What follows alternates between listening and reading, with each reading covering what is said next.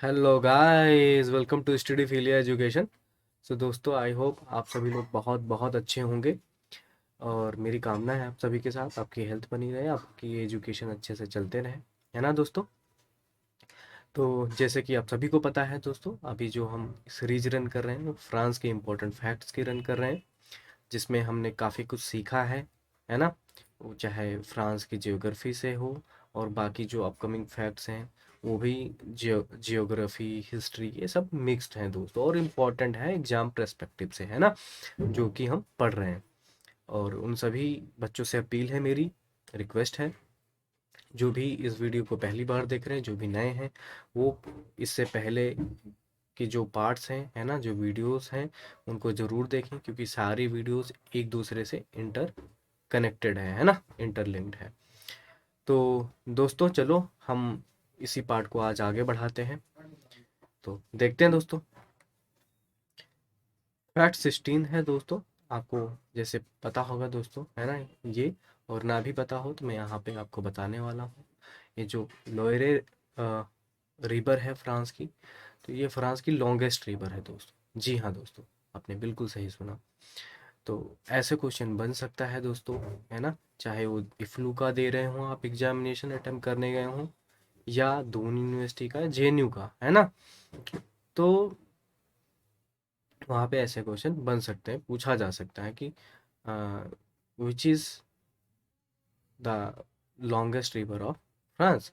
इसमें चार ऑप्शन दिए रहेंगे, आपको राइट वन सिलेक्ट करना होगा। और इसकी लेंथ देखें तो दोस्तों 1006 किलोमीटर्स है। बट आपको मैं ये भी बता दूं दोस्तों, इंटरनेट पे कुछ कुछ सोर्सेज हैं, जैसे ब्रिटेनिका एंड अदर।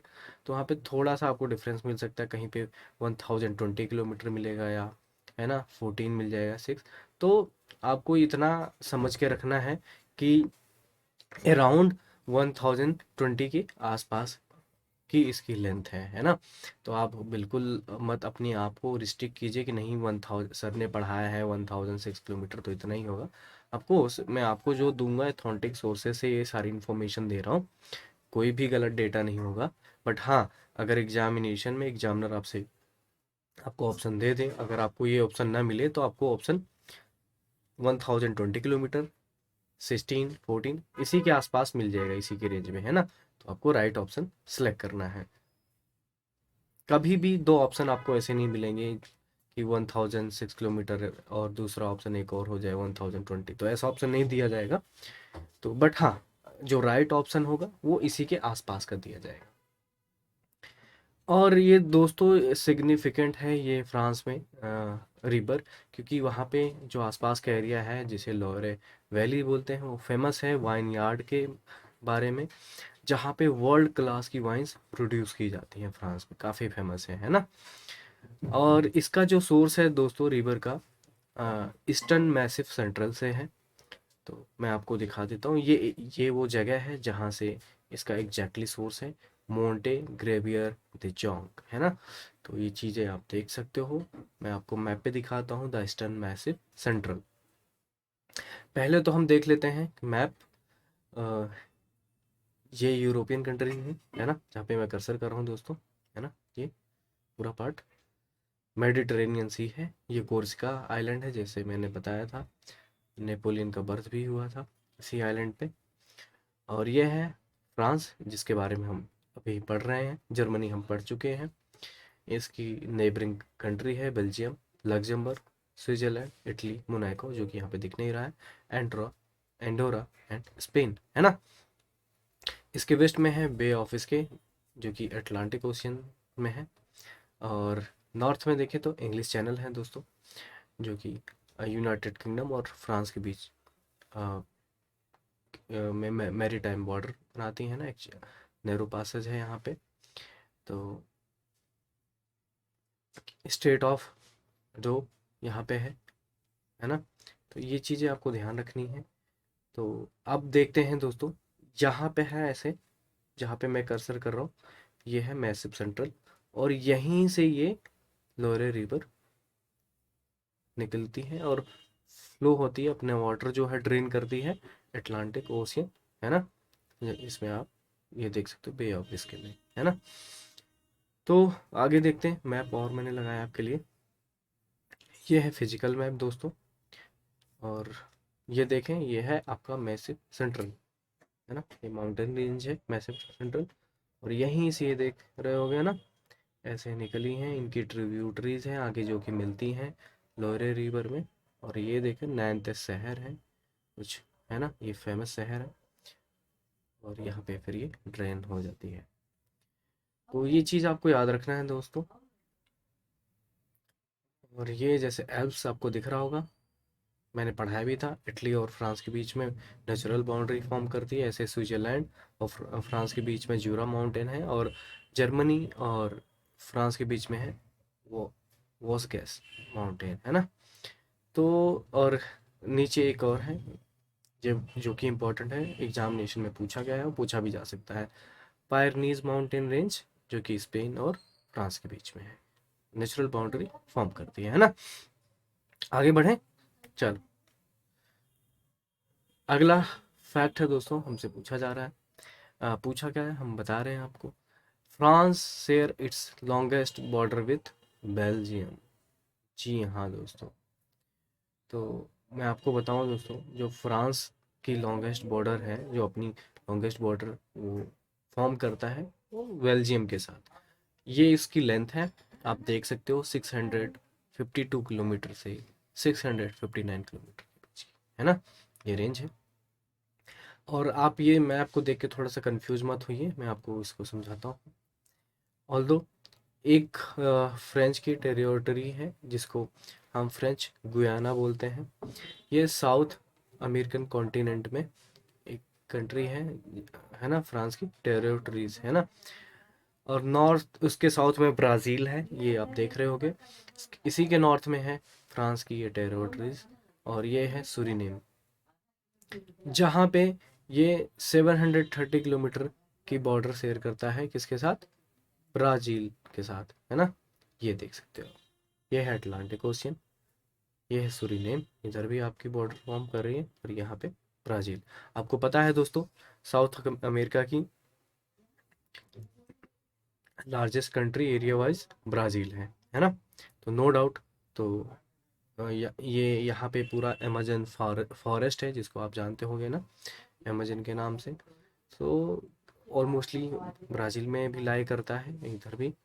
तो इस तरीके से इतना आप समझ सकते हो कि इतनी बड़ी कंट्री है ब्राज़ील कि ऑलमोस्ट काफ़ी बड़ा हिस्सा अमेजन का अमेजन का जो जंगल है जिसको आप जानते हो, है ना, फॉरेस्ट जंगल, वो ब्राज़ील में लाया करता है। तो आगे देखते हैं दोस्तों। ये थोड़ा मैंने स्मॉल स्केल का मैप लिया है, जहाँ पे काफ़ी सारी डिटेल आपको दिखाई जा रही है। यह है अटलांटिक ओशियन, सॉरी, यह है फ्रेंच गुयाना, यह है सूरीनेम, यह है ब्राज़ील। आप इस मैप पे देख सकते हो दोस्तों कितना बड़ा ब्राज़ील है ना। तो ये है आपके लिए इम्पोर्टेंट, है ना। तो ये फ्रांस की टेरिटरी है, आपको याद भी रखना है, कभी भी क्वेश्चन में पूछा जा सकता है आपसे किसी किसी भी एग्जामिनेशन में। आगे बढ़े, सॉरी। तो अगेन ये मैंने मैप लगाया है आपके लिए, और बिल्कुल अब आते हैं बेल्जियम, देख सकते हैं। तो ये है जो हमारा क्वेश्चन था, जो हमारा फैक्ट था, कि जो बेल्जियम कंट्री है इसके साथ लॉन्गेस्ट बॉर्डर फॉर्म करती है फ्रांस अपनी। तो हालांकि यहाँ पे एक लग्जमबर्ग शहर है, और ये है जर्मनी, और ये स्विट्जरलैंड के साथ, यहाँ इटली के साथ, यहाँ पे स्पेन। तो आप सभी के मन में दोस्तों ये मैप को देख के डाउट आ रहा होगा कि सर बेल्जियम ही क्यों, देखने में तो जर्मनी के साथ भी काफ़ी बड़ा बॉर्डर है, और फिर इधर यहाँ पे।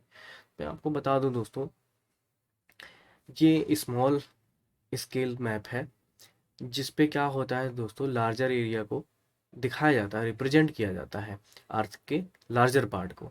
तो इसलिए हमें ऐसा लगता है कि ये जो बॉर्डर है इसके साथ ज़्यादा होगा ऐसे। तो मैप पे आप आइडिया नहीं लगा सकते अनटिल आप ढंग से न, क्योंकि मैं एक सीधा सा एक एग्जांपल लेता हूँ। अगर मैं ऐसे एक सीधी लाइन खींचता हूँ, है ना, मान लो 10 किलोमीटर की, और ऐसे ही एक लाइन में थोड़ी सी टेढ़ी मेढ़ी खींचता हूँ, थोड़ा ऐसे ले जाऊंगा, फिर ऐसे राउंड में ऐसे करके ऐसे, है ना, फिर ऐसे कर, तो ऑलमोस्टली ये 30 किलोमीटर की लाइन बन सकती है ना। तो सेम चीज़ है बेल्जियम के साथ, आप ऐसे देखेंगे कितना कर्व है, फिर ये ऐसे, then again again again again again again. तो इस वजह से भी आप देख सकते हो। और वैसे भी जो स्मॉल स्मॉल स्केल पे मैप को नापा जाता है, जो स्केलिंग होती है, तो इतना बड़ा तो हमारे पास पेपर नहीं होता कि हम बहुत बड़ा पेपर लेके आए कंट्री के बराबर का, है ना, जिसमें हम मैप को बनाएं एक्यूरेटली।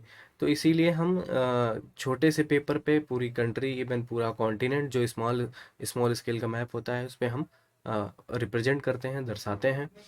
और वो इस तरीके से स्केलिंग करते हैं, जैसे कि मैं आपको एग्जांपल दूं, 1 इंच बराबर 1000 किलोमीटर, या 100 किलोमीटर, वो था, है ना, या 10,000 किलोमीटर ऐसे होता है। अगर मैं कहूँ ये है फ्रांस यहाँ पे, और यहाँ पे है जर्मनी, और इसके बीच की दूरी है 10 सेंटीमीटर, और मैंने यहाँ पे लिख दिया 1 सेंटीमीटर इक्वल टू 100 सेंटीमीटर, है ना।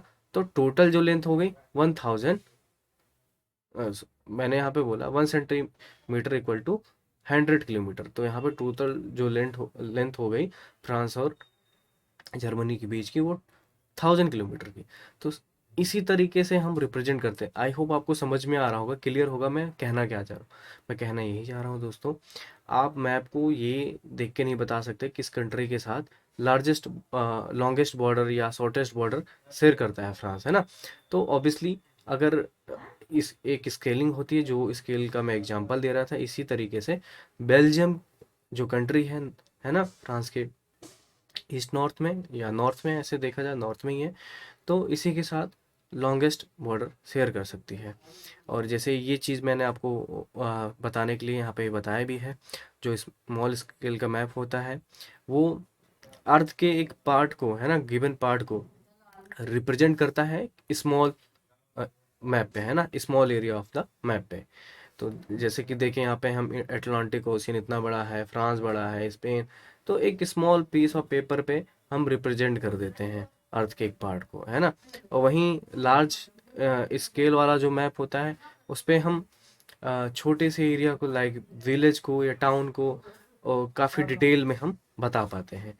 यहाँ पे हम लेस डिटेल में बताते हैं, बट कोशिश करते हैं as as many as detail हम बता पाए, है ना। जैसे पेरिस की हम सारी चीज़ें नहीं दिखा पा रहे हैं स्मॉल स्केल मैप पे, बट हाँ, एक जो लार्ज स्केल मैप होगा, पेरिस जो शहर होगा, उसको काफ़ी अच्छे से बताएगा।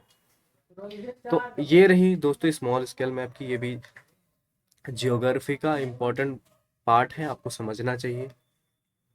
इसी से रिलेटेड है सारी चीज़ें, हिस्ट्री भी आपको समझ में आएगी, फैक्चुअल क्वेश्चन भी आपको समझ में आएंगे, है ना, मैपिंग समझ में आएगी एक्चुअली कैसे है ना।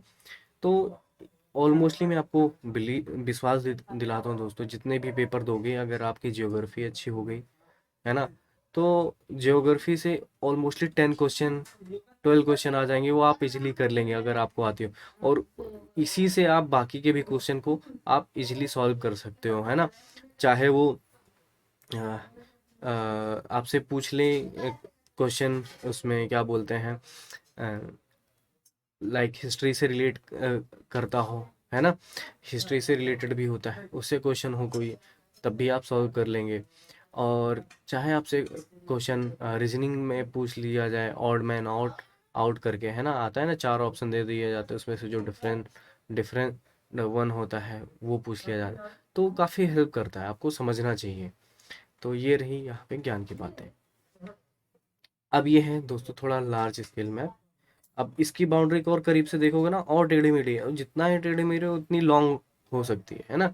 और जहाँ पे जर्मनी या कोई कोई country, even south America, sorry south Africa की कंट्रीज देखना दोस्तों, वहाँ पे बिल्कुल सीधी सीधी लाइन में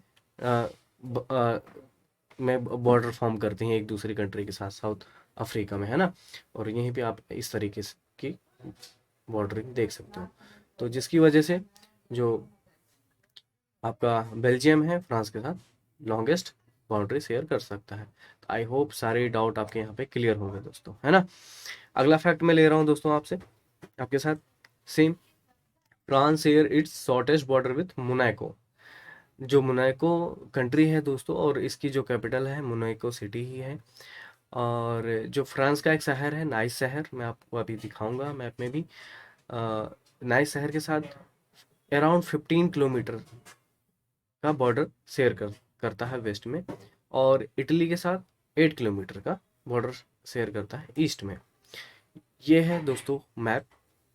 ये है इटली, ये है फ्रांस, और यहाँ पे है मोनाको। यहाँ पे बिल्कुल यहाँ पे इसके वेस्ट में नाइस शहर है, जिसके साथ 15 किलोमीटर की का बॉर्डर शेयर करता है। और जो नाइस शहर वो फ्रांस फ्रांस में है ना। तो इसलिए आप मान सकते हो डेफिनेटली कि 15 किलोमीटर की बाउंड्री है नेबरिंग कंट्री के साथ, फ्रांस के साथ जो शेयर करता है ना फ्रांस मोनाको के साथ। तो इस शॉर्टेस्ट लेंथ की बॉर्डर है ना मोनाको के साथ। तो ये चीज़ें क्लियर हो गई होगी, आप देख सकते हो, है ना। आगे बढ़े। ये है थोड़ा large scale map, Monte Carlo. ये है पोर्ट ऑफ मोनाको, मोनाको है। तो इस तरीके से देख सकते हो यहाँ पे फ्रांस का नाइस शहर है, जो कि 15 किलोमीटर का अबाउट शॉर्टेस्ट बॉर्डर शेयर करता है फ्रांस के साथ, है ना। ये देखिए यहाँ पे है नाइस शहर, जो मैं दिखाने की कोशिश कर रहा हूँ। ये है मोनाको, है ना, जिसके साथ ही ऐसे बॉर्डर शेयर करता है। इसके जस्ट थोड़ा सा साउथ में जाओगे वेस्ट में कैनिस शहर है फ्रांस का, काफ़ी फेमस शहर है कैनिस। फिल्म फेस्टिवल होता है फ्रांस में। तो ये भी एक अच्छा मैप है, आप देख सकते हो समझने के लिए, है ना। नेशनल कैपिटल रोड, है ना, रिवर, ये मार्केशन, ये चीज़ें देख सकते हो, स्क्रीनशॉट लेना चाहो ले सकते हो। ये है लोअर, ये है नैनीताल शहर, जो भी है, जो कि हम अभी डिस्कस कर रहे थे, है ना। तो बढ़े दोस्तों, यहाँ पे एक और चीज़ें हैं मर्साइलिस, ये कि जो लार्जेस्ट पोर्ट सिटी है फ्रांस की, ये भी आपको याद रखना है। अगेन एक अच्छा सा मैप और है समझने के लिए, यह है पायरनीज माउंटेन, जो स्पेन के साथ नेचुरल बाउंड्री का काम करता है। ऐसे अभी मैंने जैसे बताया था एल्प्स जो है ना, इटली और फ्रांस के बीच का। Jura mountain Switzerland and France. Again mount बॉस्केस माउंटेन्स इधर जर्मनी और फ्रांस के बीच की नेचुरल बाउंड्री फॉर्म करती है। ये है मैसिव सेंट्रल, है ना। तो यहाँ से देख सकते हो ये रिवर निकली हुई है। आई होप काफ़ी सारी चीज़ें क्लियर हो गई होंगी आपको, है ना। बढ़ते हैं दोस्तों, नाइस शहर देख रहे हो, है ना। अब बॉर्डर की ही बात कर रहे हैं तो और देख लेते हैं। अगला फैक्ट जो है हमारे सामने, ये कह रहा है फ्रांस हैज बॉर्डर, जो फ्रांस के बॉर्डर है वो 11 कंट्रीज के साथ लगती हैं, है ना। France has borders with 11 countries. So अब वो कंट्रीज देख लेते हैं, वो 11 कंट्रीज कौन है। पहले जो मेन लैंड फ्रांस है, जिसे मेट्रोपोलिटन फ्रांस बोलते हैं, उसमें क्या है दोस्तों, 8 कंट्रीज के साथ शेयर करती है बाउंड्री। मैंने आपको एक ट्रिक भी दिया था याद करने के लिए, ट्रिक मान लीजिए या मेमोनिक मान लीजिए, ब्रेक द लेग, है ना, give some ice, most effective solution. तो ये मेमोनिक था। ब्रेक द लेग से मतलब है Belgium, Luxembourg and Germany. Break the leg, है ना। और यहाँ पे है give some ice. Break the leg है, सॉरी, ब्रेक द लेग से हो गया आपका बेल्जियम और Luxembourg. Give some ice Germany, Switzerland और Italy. Most effective solution Monaco, Andorra and Spain. काफ़ी मदद मिला होगा दोस्तों, आपको इजीली याद हो जाएगा, है ना। आपको इस तरीके से भी याद रख सकते हो, बेल्जियम, लग्जमबर्ग इनके साथ नॉर्थ में है। इवन जर्मनी को भी देख सकते हो, नॉर्थ वेस्ट ईस्ट में है। इधर स्विट्जरलैंड, इटली, ये टोटली आप देख सकते हो ईस्ट में लाया करते हैं। इवन मोनाको जो है साउथ में, मेडिटेरेनियन सी के आसपास का है ना। एंडोरा और स्पेन ये टोटली साउथ में है ना, फ्रांस के। ये चीज़ आपको क्लियर हो जाना चाहिए अभी तक। और 3 कंट्रीज के साथ बॉर्डर लगाती हैं ओवरसीज फ्रांस में, जहाँ पे एक नीदरलैंड का है ना, सेंट मार्टिन। वो भी अभी मैं आपको क्लियर करता हूँ, घबराइएगा मत। आप सोच रहे हो कि नीदरलैंड तो अब में है तो इसके साथ कैसे बॉर्डर लगाते, तो अभी मैं आपको समझाता हूँ। ऐसे सूरीनेम अभी हमने डिस्कस किया था, सूरीनेम एंड ब्राज़ील के साथ फ्रेंच गुयाना के साथ बॉर्डर लगती है ना। ये 3 कंट्री हैं जो ओवरसीज़ फ्रांस के साथ बॉर्डर शेयर करती हैं। ये है अ, ये है सेंट मार्टिन, है ना। देखेंगे ये है लोकेशन जहाँ पे मार्क किया हुआ है। थोड़े से मैं बड़े स्केल, लार्ज स्केल के मैप पे भी दिखाऊंगा। तो नीदरलैंड का है सेंट मार्टिन, ये है दोस्तों, देखें है ना। ये सेंट मार्टिन जो है ये फ्रांस का है, ये जो ग्रीन कलर के एरिया में है ना, देख रहे हो दोस्तों। और ये जो लाइट रेड कलर में है, मान लीजिए इसे रेड या ब्राउन, ये है सेंट मार्टिन नीदरलैंड का, है ना। नीदरलैंड को डच भी बोलते हैं, इसलिए कंफ्यूज मत होइएगा कि सर आप तो डच बता रहे हो और बोल रहे हो नीदरलैंड। ये है बिल्कुल, ये है बाउंड्री इन दोनों देश की कंट्री। अब ये जो टेरिटरी है फ्रांस से बिलोंग करती है, फ्रांस को बिलोंग करती है, और ये जो टेरिटरी है ये नीदरलैंड। तो अब ये ओवरसीज बाउंड्री शेयर कर रही हैं एक दूसरी कंट्री के साथ, है ना। ऐसे ही अगला मैप हम देख लेते हैं पहले। ये है दोस्तों नॉर्थ अमेरिका का मैप है ऑलमोस्टली, यहाँ से देखिए तो इधर साउथ अमेरिका हो जाता है। ये कैरेबियन सी है, और ये यूनाइटेड स्टेट है, कनाडा, ये मैक्सिको, ये सेंट्रल अमेरिका आ जाता है ना, ये मैक्सिको है। अब आते हैं अगले मैप पे, थोड़ा अच्छे से समझते हैं। ये है अटलांटिक ओशियन, इतना आपको याद रखना है। इधर है पैसिफिक ओशियन, है ना। ये है थोड़ा और क्लियर मैप। अब आते हैं, ये है आपका यूनाइटेड स्टेट जो अभी हमने देखा, north Atlantic ocean, north Pacific ocean, ये साउथ पैसिफिक ओशियन है, ये साउथ अटलांटिक ओशियन इधर, है ना। तो ये है ब्राज़ील कंट्री, है ना, नॉर्थ अमेरिका की लार्जेस्ट कंट्री है। और यहीं पे है ये फ्रेंच गुयाना जो हमने अभी देखा था, और ये है सूरीनेम, है ना। और जैसे अभी हमने पढ़ा था, ब्राज़ील और सूरीनेम के साथ जो फ्रेंच गुयाना की टेरिटरी है फ्रांस की, उसके साथ बॉर्डर लगती है। तो आई होप दोस्तों यहाँ तक तो आपको आपका क्लियर हो गया होगा, है ना।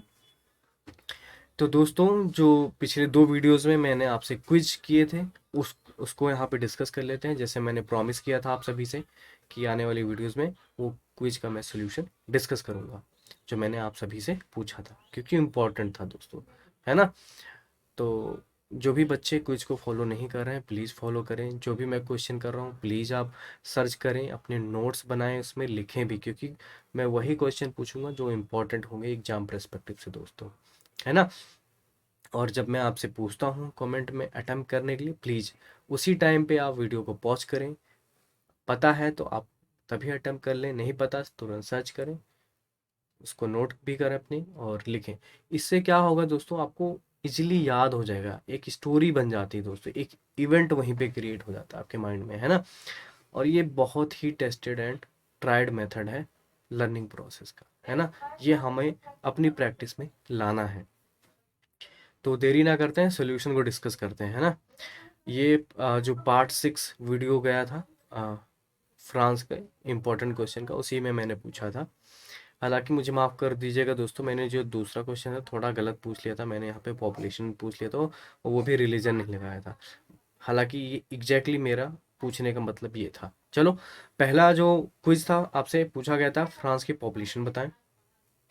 तो मैं आपको बताऊं, एज ऑफ नाउ जो 2019 का डेटा है, फ्रांस की पॉपुलेशन है 67 मिलियन, जिसका मतलब है 6 करोड़ 70 लाख, है ना। इतनी पॉपुलेशन है। अगर आपको इंडिया की पता हो दोस्तों तो आप जरूर इंडिया की भी बताइएगा। क्विज समझ लीजिए और अटेम्प्ट कीजिएगा जरूर। हर कोई अटेम्प्ट करेगा इस क्वेश्चन को। आप सभी ने सुना होगा मोदी जी की स्पीच, है ना, हमारे माननीय मोदी जी। वो हमेशा अपने स्पीच में बोलते हैं इतने करोड़ की जनता, है ना। तो आपको बताना है दोस्तों, इस क्विज को अटेम्प्ट करना है कमेंट में, कि जो इंडिया की पॉपुलेशन है एज ऑफ नाउ कितनी है ना। दूसरा क्विज जो था पूछा गया था आपसे, फ्रांस कि जो सेकंड लार्जेस्ट पॉपुलेटेड रिलीजन है वो कौन सी है। चलो इसको इस तरीके से देखते हैं। ये जो रिलीजन है फ्रांस में, मैं बताऊं दोस्तों, अराउंड 40% ऐसे लोग हैं जो रिलीजन में किसी भी रिलीजन को फॉलो नहीं करते। आप मान सकते हो किसी को फॉलो नहीं करते, किसी को भी नहीं मानते। 40% पीपल, वहाँ की पॉपुलेशन जो है। और जो 41% है, अराउंड 40 के ही, रोमन कैथोलिक को फॉलो करते हैं। ऐसे ईस्टर्न ऑर्थोडॉक्स सी हैं 2%। अदर क्रिश्चियन है वो भी 2। और जो प्रोटेस्टेंटिज्म है वो 2%। आपको पता है ना दोस्तों, मैंने आपको बताया था प्रोटेस्टेंट, है ना, का एवोल्यूशन कैसा था, किसने किया था, कौन है इसके फादर, मार्टिन लूथर, उन्हीं को नाम दिया गया है ना। तो अब आता है दोस्तों इस्लाम। 5% की पॉपुलेशन है फ्रांस में। आजकल आप लोग न्यूज़ भी देखते होगे, पढ़ते भी होगे, अगर करंट अफेयर फॉलो कर रहे होगे तो उसमें काफ़ी सारी अपराइजिंग हो रही है, सारी चीज़ें, प्रोटेस्ट हुए थे अभी हाल ही में इमेनुअल मैक्रोन के खिलाफ, अलग अलग कंट्रीज़ में, है ना। इस्लाम विरोधी कुछ चीज़ें उन्होंने सपोर्ट कर दिया था, है ना। कोई पोस्टर था, कार्टून था, है ना, जो मोहम्मद जी का था, जिसके लिए उन्होंने कमेंट किया था, काफ़ी विवादित थे। तो इससे भी इसको रिलेट कर सकते हैं, इतना इम्पोर्टेंट है, जो कि पूछा भी जा सकता है और 2019 के क्वेश्चन में आया भी था। तो मैं आपको, आपका सीधा सा आंसर यहाँ पे यही है, क्योंकि जो पूरा आपको ये जो दिख रहा है ना डेटा, तो 5% आफ्टर 41%, है ना। 5% की जो पॉपुलेशन है वो इस्लाम फॉलो करती है फ्रांस में। तो ये फ्रांस की सेकंड लार्जेस्ट पॉपुलेटेड रिलीजन है। ये है आपका राइट आंसर। चलते हैं दोस्तों, ये ग्राफ है किस तरीके से पॉपुलेशन बढ़ी है ना। कर्सर जा रहा है फ्रांस का, कंपैरिजन है according to United Kingdom and Spain, है ना। तो इस तरीके से देख सकते हो, जो अपना स्पेन की जो है 4 करोड़ 69 लाख, है ना, जिसको आप बोल सकते हो 46 या 47 मिलियन के आसपास, है ना। और वहीं पे 67 अराउंड आसी पास जो है यूनाइटेड किंगडम की भी पॉपुलेशन है, फ्रांस एंड यूनाइटेड किंगडम। तो काफ़ी इजी हो जाता है, आप ग्राफ कल रिप्रेजेंटेशन से समझ सकते हैं। ये 2019 का डेटा है, 2020 का भी आ जाएगा आगे जल्दी। ये जो क्विज मैंने पूछे थे कल ही दोस्तों, कल की वीडियो में पार्ट 7 जो गया था फ्रांस के इंपॉर्टेंट क्वेश्चन का, तो यहाँ पे आपसे एक क्वेश्चन पूछा गया दोस्तों, name the currency of France until 1999। आपको पता होगा दोस्तों, इसके बाद ही फ्रांस ने अडॉप्ट कर लिया था 2002 में यूरो को एज ए ऑफिशियल करेंसी। पर इससे पहले जो करेंसी थी वो थी फ्रेंच फ्रैंक, है ना। तो ये आपको आंसर मिल गया होगा। और यूरो कब अडॉप्ट किया गया था, 2002 में, बाय लॉ, फ्रांस में, है ना। अभी जो ऑफिशियल करेंसी है वो है यूरो, उससे पहले क्या थी, फ्रेंच फ्रैंक। और दूसरा क्वेश्चन पूछा गया था आपसे, how many time zones France have. तो काफ़ी इंपॉर्टेंट क्वेश्चन है दोस्तों, क्योंकि इस टाइप का क्वेश्चन पहले पूछा गया 2019 में, बट फॉर द रसिया, है ना, इस फ्रांस के लिए नहीं पूछा गया था। पूछा गया था कि हाउ मेनी टाइम जोन्स रसिया है। तो मैं आपको बताऊं पहले तो, जो क्वेश्चन है हमारे सामने उसका आंसर करते हैं। 12 डिफरेंट टाइम जोन्स है दोस्तों फ्रांस में, और इसके बाद रसिया है जहाँ पे 11 डिफरेंट टाइम जोन्स है। क्योंकि आपको पता है रसिया इतना बड़ा है, जब हम रसिया पढ़ेंगे बहुत सारे इंपॉर्टेंट और इंटरेस्टिंग फैक्ट पढ़ने वाले हैं, जो कि ना कि हमारी अवेयरनेस को बढ़ाएंगे, ना कि हमारी नॉलेज ग्रोथ को बढ़ाएंगे, ओवरऑल कॉम्प्रिहेंसिव तरीके से लूसिड वे में हम पढ़ेंगे और हमारी अंडरस्टैंडिंग को मजबूत करेंगे। और जो भी क्वेश्चन हम अटेम्प्ट करेंगे, जो भी क्वेश्चन आने वाले हैं, जो भी बनने वाले हैं एग्जामिनेशन में, उस प्रस्पेक्टिव से रसिया को भी पढ़ेंगे, जैसे अभी हम फ्रांस या जर्मनी को पढ़ रहे हैं ना। जर्मनी को पढ़ चुके हैं, फ्रांस को पढ़ रहे हैं। तो अब क्वेश्चन होगा दोस्तों आपके माइंड में कि सर फ्रांस तो इतना छोटा सा तो है ना, तो इसके 12 डिफरेंट टाइम जोन्स कैसे हो सकते हैं, है ना? वेल, तो मैं आपको बताऊं, जो फ्रांस की ओवरसीज टेरिटरीज हैं काफ़ी सारी हैं, तो जिसके हिसाब से 12 डिफरेंट टाइम जोन हैं। अभी मैंने आपसे इस वीडियो में एक या दो ही टेरिटरीज आपसे डिस्कस की हैं फ्रांस की। बाकी की जो हैं अपकमिंग वीडियो में हम डिस्कस करेंगे, है ना? जैसे कल की वीडियोस में भी मैंने बताया था, मदागास्कर है ना? ऐसी और भी प्लेसेस, जो आइलैंड हैं, जो फ्रांस की टेरिटरीज हैं, जो फ्रेंच की कॉलोनीज रह चुकी हैं, ओवरसीज टेरिटरीज, तो उनको हम आगे आने वाली वीडियोस में डिस्कस करेंगे। अभी के लिए बस आप इतना ही समझिए, ठीक है, जितना मैं अभी आपको पढ़ा रहा हूँ, क्योंकि एक साथ सारा चीज़ दे दूंगा तो डाइजेस्ट करने में दिक्कत हो जाएगी, है ना? तो अभी के लिए ऐसे इस तरीके से पढ़ो बच्चों, है ना? तो आई होप यहाँ तक तो पूरा क्लियर होगा। पर फिर भी अगर आपके मन में कोई डाउट रह जाता है, कोई भी क्वेरी है, आपके मन में कोई भी सवाल है, कमेंट बॉक्स आपका अपना है, उसमें आप कमेंट में अपने क्वेरीज को रख सकते हैं, पूछ सकते हैं। जितने भी मैंने क्विज क्वेश्चन किए हैं आपसे, उसको अटेम्प्ट जरूर कीजिएगा, और ऐसे ही बने रहिए। और वीडियो देखने के लिए धन्यवाद दोस्तों। मैं Puneet Tiwari, signing off. Thank you for watching. Thank you.